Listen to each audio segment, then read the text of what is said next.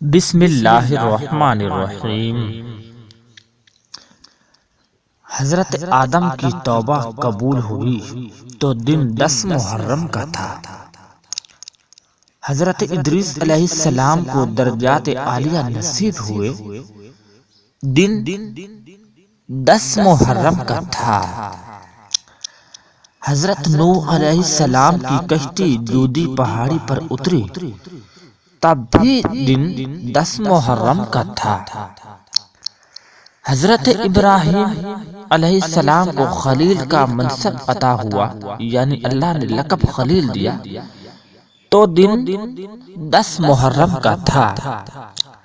حضرت یوسف علیہ السلام کو جیل سے رہائی نصیب ہوئی تو بھی دن 10 محرم کا تھا۔ حضرت یعقوب علیہ السلام کی بینائی لٹائی گئی تو دن 10 محرم کا تھا۔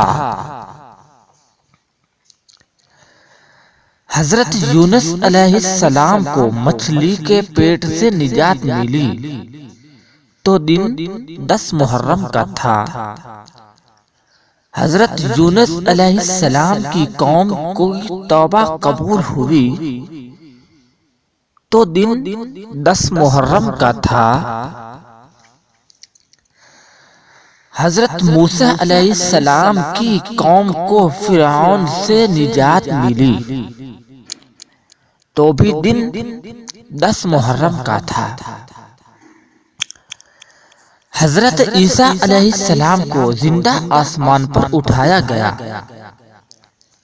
تو دن 10 محرم کا تھا۔ کسی وقت دور جاہلیت میں خانہ کعبہ پر غلاف بھی 10 محرم کو چڑھاتے تھے۔